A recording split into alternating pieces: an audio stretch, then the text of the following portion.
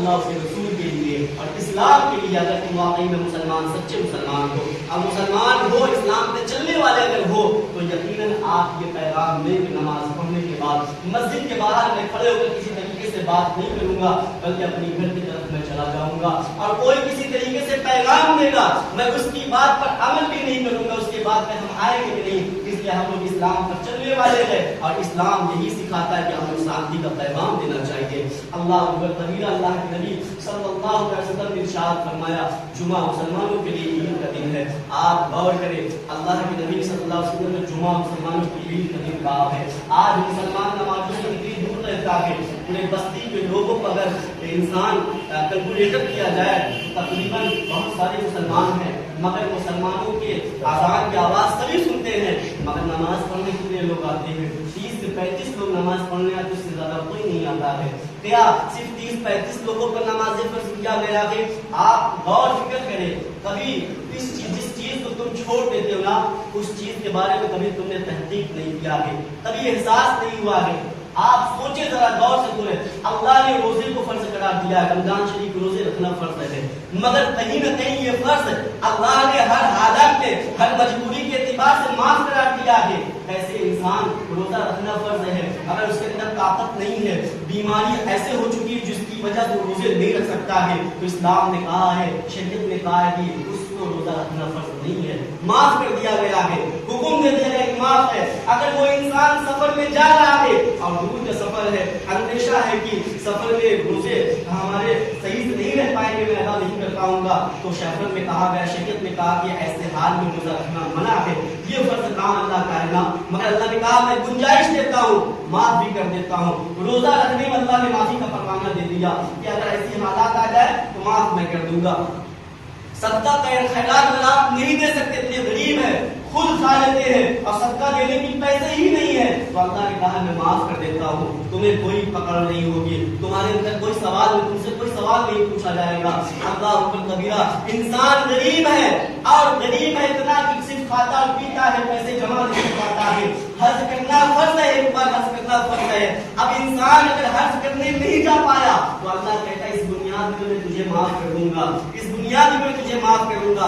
اللہ کئی چیزوں پر زکات اگر انسان نہیں دے پایا، اتنی مال نہیں جمع کر پائے کہ زکات اس پر واجب ہو جائے، فرض ہو جائے، اللہ نے کہا اس پر میں معاف کرتا ہوں، میں تمہیں معافی کا فرمانہ دے دیتا ہوں۔ زکات اللہ نے معاف کر سکتا ہے، اللہ روزے کو معاف کر سکتا ہے، اللہ حج کو معاف کر سکتا ہے، مگر اللہ صرف ایک ایسی عبادت ہے جس کو اللہ نے فرض قرار دیا ہے۔ اللہ نے کہا ہے ان الصلاۃ کانت للمؤمنین کتابا موقوتا، نماز ایک ایسی عبادت ہے کہ کسی حال میں معاف نہیں ہے۔ آپ سفر میں جائیں تو بھی نماز پڑھے، اگر وقت ہو گیا تو آپ چکوٹوں پہ بچھا کر نمازیں پڑھ لیں، نماز معاف نہیں ہے۔ اگر انسان کی پیر کٹ چکے ہیں، اللہ کہتا ہے اشارے سے نماز پڑھو، مگر نماز معاف نہیں ہے۔ اگر انسان بیمار ہو چکا ہے، بستر سے اٹھ نہیں سکتا ہے، عیادت میں ایسا پڑا رہتا ہے کسی حاجت کے لیے نہیں اٹھ سکتا ہے، تو اللہ نے کہا تجھ پر نماز معاف نہیں ہے، تو اشارے سے نماز پڑھو، تو مگر نماز کسی حالت میں معاف نہیں ہے۔ اللہ کی ایک ایسی عبادت، اللہ کی نماز ایک ایسی عبادت ہے جو کسی حال میں معاف نہیں ہے۔ اب سوچو مسلمانوں، نماز کسی حالت میں معاف نہیں ہے۔ اگر انسان پانی میں ڈوبتا رہے، شریعت کا حکم آیا ہے، علماء نے اپنی کتاب میں لکھا ہے، اگر کوئی انسان پانی میں ڈوبتا رہے، اگر وہ کسی لکڑی کا سہارا پا جائے کہ میری جان بچ جائے گی، اس وقت نماز کا اندیشہ ہو جائے، تو اللہ نے حکم فرمایا ہے کہ اشارے سے اس وقت بھی وہ نمازیں پڑھ لے۔ اللہ اکبر کبیرہ، جب اس وقت تک نماز معاف نہیں ہے تو جو مسلمان اپنے گھر میں بیٹھے رہتے ہیں، اذان کی آواز سنتے ہیں، مگر وہ مسجد تک نہیں آ پاتے، مسجد میں آ کر اللہ کی عبادت نہیں کر پاتے۔ اب سوچو جو جان بوجھ کر نمازیں ترک کر دیتا ہے، نمازوں کو چھوڑ دیتا ہے، اس کے بارے میں اللہ کی کتنا سخت عذاب ہوگا، ہے کہ نہیں ہے؟ جان بوجھ کر مسلمان نماز چھوڑتے ہیں۔ آج ہم نمازی بن جائیں، دیکھنا مسلمان شکل تو یہ پہلے نمازی بن جائے، مسلمان اگر نمازی بن جائے کہ اسلام خوبصورت ہو جائے گا اور خوبصورت ہو جائے گا۔ انسان کو اپنا ایمان مضبوط کرنا چاہیے۔ ایمان کیسے مضبوط ہوگا؟ اگر ابھی ہمارے والد صاحب دنیا سے جانے لگے اور یا آپ کے والد صاحب دنیا سے رخصت ہونے لگے، سمجھنا یہ ہے کہ میرے باپ جو آج وصیت کر رہے ہیں یہ آج آخری ملاقات ہے اور آخری وصیت ہے، اب اس کے بعد اپنے والد سے میں ملاقات نہیں کر پاؤں گا، ان کی بات بھی نہیں سن پاؤں گا۔ والد نے کہا بیٹا اتنی زمین، اتنی جائیداد، اتنے پیسے ہیں، اتنی یہ چیز ہیں، میں سب وصیت کرتا ہوں۔ اب وہ وصیت انہوں نے کیا کر دیا کہ میں جا رہا ہوں بیٹا، اب اس سب چیز کی تم دیکھ بھال کرنا۔ بیٹا کتنی ذمہ داری سے نبھائے گا؟ میرے باپ نے مال دیا، دولت دی، زمین دی، جتنی جائیداد تھی اللہ اب میرے والد صاحب نے مجھے عطا فرما دیا، عمل کرے گا نا؟ باپ کی وصیت پر عمل کرے گا کہ نہیں کرے گا بیٹا؟ پہلی بات تو باپ نے اسی چیز کی وصیت کر دیا، دولت سے تو انسان کو محبت ہے، زمین جائیداد سے تو انسانوں کو محبت ہے، اگر اس چیز کے لیے باپ نے وصیت کر دیا تو سونے پہ سہاگا ہو گیا، وہ ڈبل عمل کر لے گا۔ وہ یہ نہیں سوچے گا کم سے کم میرے باپ نے تو وصیت کر دی ہے، ہاں ابا جان میں تو آپ کی وصیت قبول کرتا ہوں، مگر اے ابا جان میری ایک بات آپ سن لے۔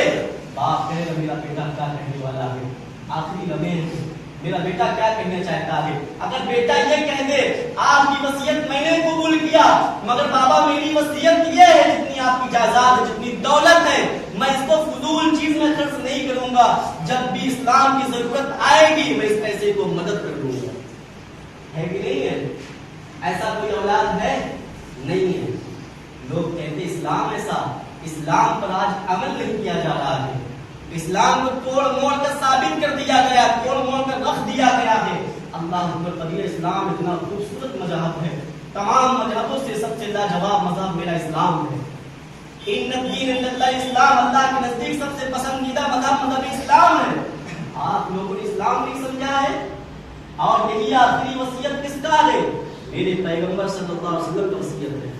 میرے نبی نے آخری لمحے میں وصیت کیا کی تھی؟